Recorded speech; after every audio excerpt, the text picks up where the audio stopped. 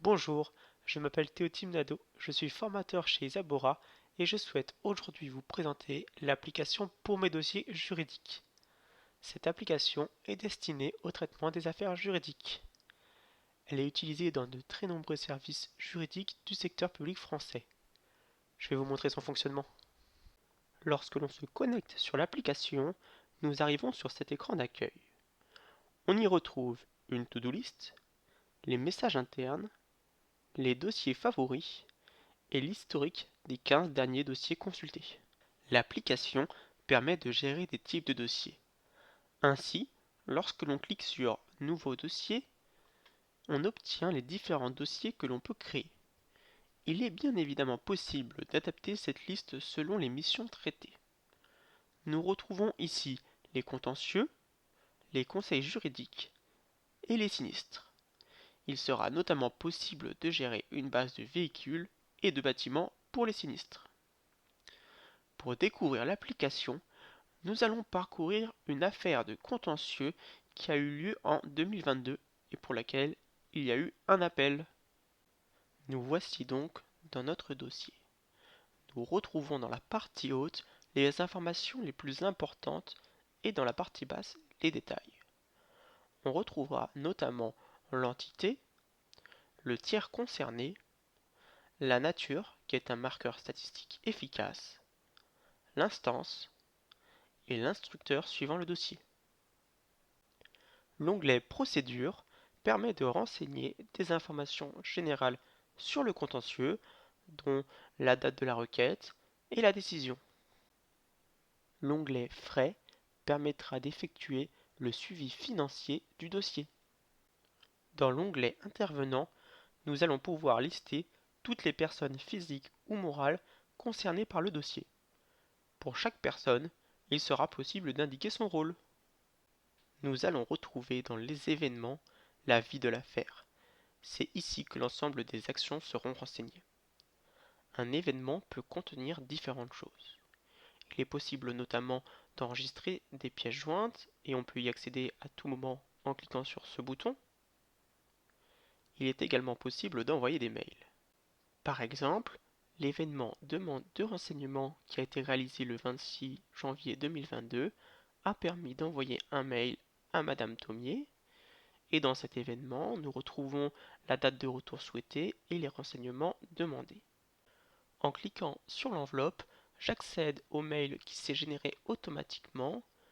Dans l'objet de celui-ci, je vais retrouver les références du dossier, le nom du tiers et le tribunal. Et dans le corps du mail, je vais retrouver les informations spécifiées au préalable. Un événement peut permettre de bloquer l'agenda externe d'un instructeur, comme un agenda Outlook par exemple. Il peut également bloquer l'agenda interne. En cliquant sur le bouton Agenda, je retrouve celui de l'affaire et je vois que le 23 mars 2022, il y a eu l'audience. L'application permet de générer des documents en récupérant les différentes informations d'une affaire. Le 12 janvier 2022, le bordereau de transmission a été produit. J'accède au document en cliquant sur le bouton et j'obtiens le document produit.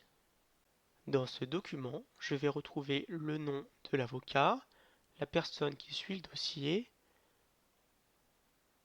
le numéro de l'instance et la date de celle-ci. L'affaire a été jugée le 15 juin 2022 et il y a eu appel.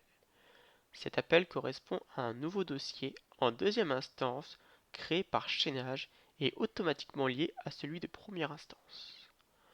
On retrouve ce lien dans l'onglet Liens, dans lequel on retrouvera le numéro du dossier de l'appel ainsi que les événements de celui-ci. L'application permet à des agents de la collectivité d'interagir avec le service via l'espace public. Ainsi, une personne d'un autre service peut créer une demande d'avis juridique ou déclarer un sinistre sans avoir de compte dans l'application. Le service juridique reçoit ces demandes sous cette forme.